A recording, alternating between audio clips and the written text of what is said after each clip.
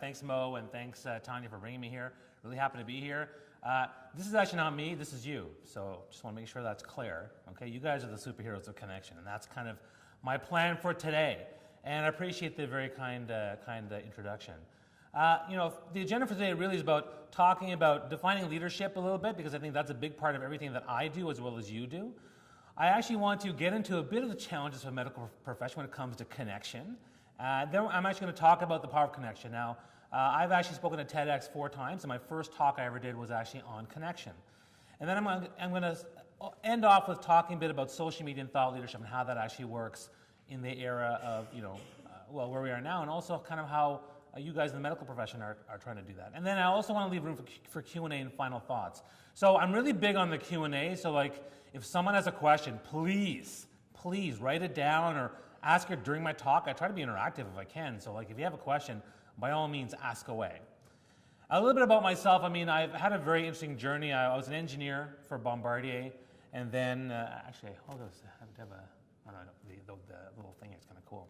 I was an engineer for 4 years, and while I was there, I started a musical theater company, and then I did my MBA at McMaster at DeGroote School of Business, and after that, I worked in brand marketing. Since that time, I've also been an entrepreneur, and I've also been a Huffington Post contributor, and I've done a lot of very interesting things. But the point is that it's a very diverse career, but mostly about connection and relationship building. Every single thing I've done, I've excelled because of that, but also I've gotten those opportunities because of the relationship building. Now, the first time I got to speak at a TEDx, you've heard of TED Talks, right? Yeah, there's quite some good ones on orthopedics, I'm sure, right? Absolutely. What are the top 5? Anyone know? No? Okay, well. And actually, going back to this one, let me go back to this one. I'm really big on the Second City and the training that I did there with improv comedy. So I want to be a bit interactive, okay? So I'm going to ask you questions, and I want you to engage. So let's just do a little bit of practice, okay? Okay. So on the count of 3, I want you all to yell out the best movie you've seen this year, okay? On the count of 3, ready? 1, 2, 3. Oh my God. Oh my God, that was sad. That was sad. Okay, so you know what? Let's do another one. How about the sexiest orthopedic representation in movies? Okay, on the count of 3. Ready? 1, 2, 3. That's right. Something about Mary, Cameron Diaz, right? I was gonna use that in my presentation. She was an orthopedic surgeon, right? Totally, I remember that. Awesome. Okay, good. So again, we gotta practice the interaction. Okay, so they asked me, what is the number one thing you're all about, Bobby? What is your big message for the world? And I was like, wow, that's really interesting. And I came up with the power of connection, because everywhere I go, I find a way to make connection, whether it's a 1-hour coffee or a 2-week project or anything like that, or even with my wife. So that's kind of what I do. A little bit more about my job and my company. I'm focused on what I call heart-based leadership, and my why, which is based on a TED Talk by Simon Sinek, is called There Are Lost Leaders Everywhere. Everywhere I go, I meet people who feel lost academically, professionally, personally, and my job is to try to find a way to help them get unlost and say, it's okay to feel lost, because we all feel that way sometimes, but it's not okay to do nothing about it. And so I'm involved with several projects like Humans of Canada and Cool Connections and things like that. But let's get right into the talk about leadership. And the truth is, you were all born to be made into leaders. And when I say you, I mean people in the back, I mean people out there, your patients, your colleagues, you name it. Every single person is a leader. If we can have the mindset that we treat everyone as leaders, being leaders ourselves, that actually will serve us very well. And I love this one too, which is about getting people to do what you want to do because they want to do it, which is kind of powerful. Again, that's empowerment, that's inspiration, that's mentorship. And a few things to note here. Leaders know who they are. So what that means is they know their values. They know what they stand for. They know what they believe in. Interpersonal intelligence is one of the key success factors of the best leaders out there. Leaders also ask the right questions. That's about diving deep and understanding situations, relationships, and gaps and opportunities. They ask questions like, what if we could land on the moon and walk there? They ask questions like, how can we get a computer in every classroom? Now, these are big questions from long ago, but you know what? It's happened. Why not have the entire world in the palm of your hand? I mean, if you're like me, I love my smartphone. Oh my God, it saved my life. It's fantastic. And also, leaders invest in stories. They invest in the stories of the people they interact with, whether it's your friends, your colleagues, but also investing in your own stories, knowing what your stories are, and being able to share those stories. And then finally, leaders connect. And a lot of people struggle with connection, whether it's at work or at home. But connection is a big part of leadership, because if you connect, then they follow. The people will follow someone who connects with them, who invests in them. And my main thing I like to tell people is that the best leaders develop new leaders. Everywhere you go in terms of what you're doing as a leader is about trying to develop new leaders. So whether you have people on your staff, you're developing those leaders. If you have people that you work with, even your friends. I have friends who have trouble with relationships. I help them. I'm trying to develop leadership in them as well. And the big thing with leadership is you got to want it. You got to want to be a leader. You got to want to step up. There's the cliche woman, old lady, drops a bag of groceries, right, on the street, and who stops to help her, right? What do people do? I mean, some people, quickly right away they'll go, oh, okay, here you go, right? Other people they'll completely walk right past, right? They don't even they got places to be. They're busy, right? I mean, they got to get to don't want to miss their bus. And there's other people that do this. They slow down. Oh, okay, someone took care of it. Let me keep going. Okay, good. Right? So, which one are you? Because if it's a mindset, it's the first thing you do. Whether it's a small thing, and I'm not saying leadership has to be, I raised $1 million for Haiti. It can be something small like that. I actually, I'm a big social media guy too. So I'm, if you follow me, I have 250,000 followers across all social media. And I put it out there because I was like, hey, I'm speaking at this event, and anybody want to give me their thoughts? And all my doctor friends sent me messages, which was great. It was awesome. And one of them actually was an ortho resident at St. Sick Kids, and she's like, why am I not there? So I said, you know what, I'll connect you with Mo. So watch out for her. She's really awesome. But anyway, I asked them all these questions, and I got some really interesting things. The first thing was, it's about time. So one of the things about time is that, do I have the time to talk to this patient about her grandma or about, her weekend away at camp, right? Oftentimes someone, you want to make sure they feel like the time is well spent. People feel bad about that. They also wait a long time in the waiting room, and after they come to see you, they're there for a short amount of time. A lot of medical practices suffer from overbooking, and therefore, how do we manage that time? And another big thing to think about too is that it's 4 a.m. and you're on your 12th consult, and it's like, now what? Now what do I do? I'm really tired. How do I maintain the energy, maintain the positive connection, maintain the approach? And finally, age. Time also is age. When you're a young resident or whether you're a senior and you've been doing it for 20, 30 years, how do you maintain the same type of attitude and connection and things like that? So, time is a big challenge for a lot of people. I'll tell you a little story. I actually had surgery. It was for removing one of my parathyroids, and I remember going to the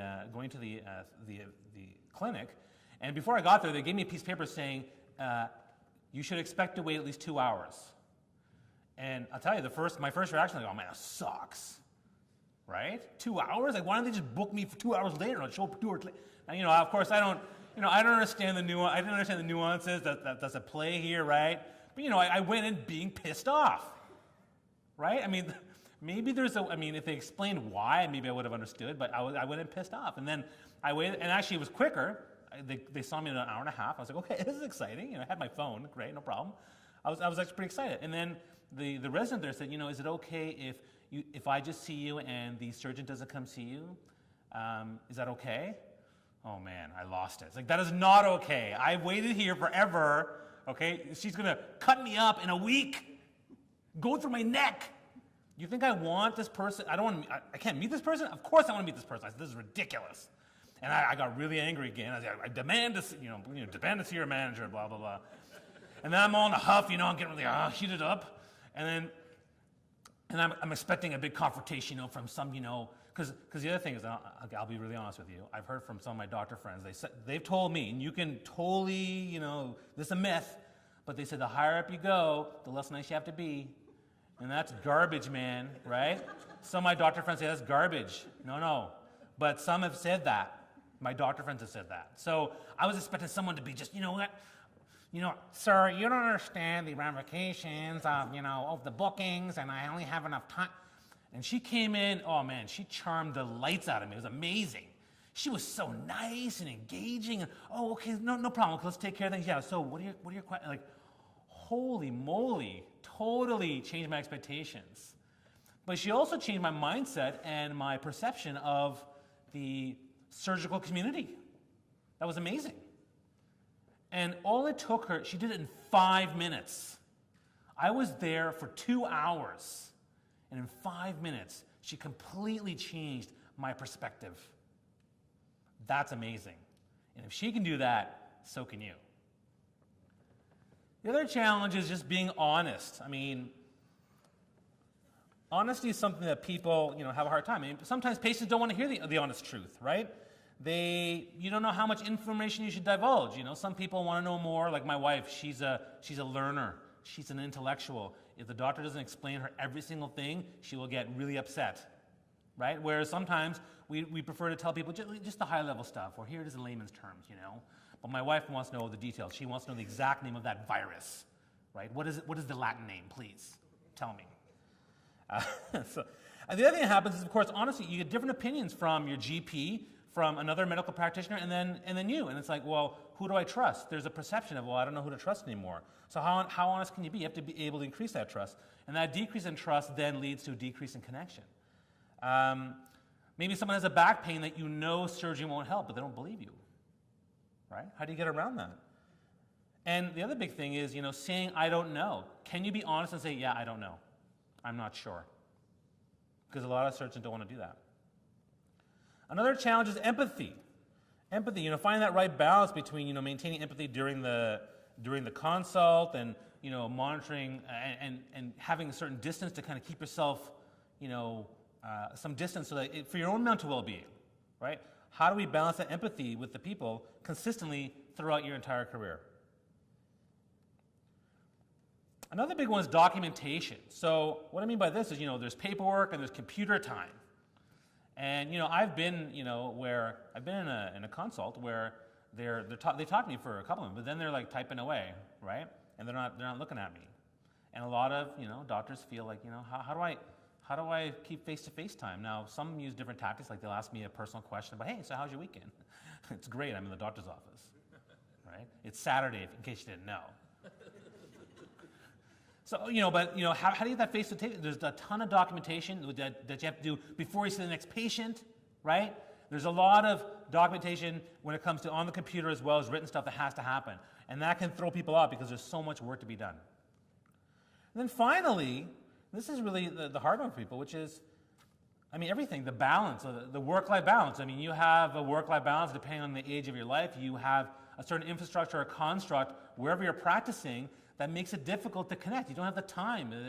The structure is designed to not make it easy.